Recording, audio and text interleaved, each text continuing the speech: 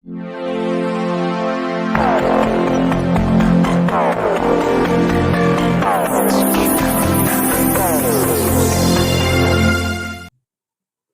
शिवराज पाटील चाकूरकर यांनी लातूरात सुरुवातीला वकिली सुरू केली. ते आमच्या वकील मंडळाचे सदस्य होते.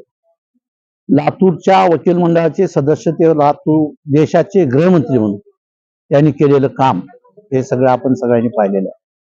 परंतु लातूरच्या राजकारणाला सुसंस्कृतपणाचा चेहरा देण्याचं काम त्यांनी केलं.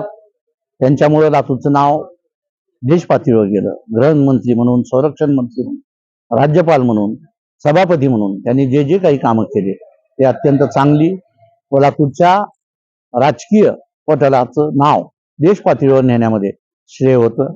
आम्ही सर्व लातूरकर त्यांच्या जाण्यानं पोरके झालेले आहोत.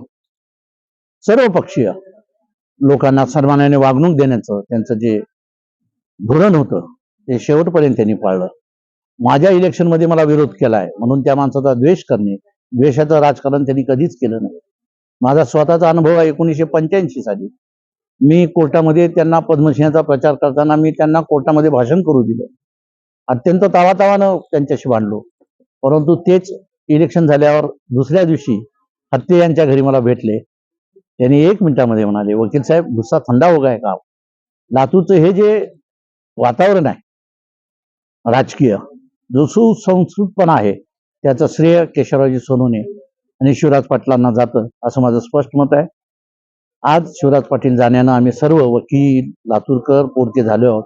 चाकूरकर कुटुंबियाला आणि आम्हाला हे दुःख सहन करण्याचे ईश्वर शक्ती देव, त्यांच्या आत्म्यात शांती मिळो अशा प्रार्थना.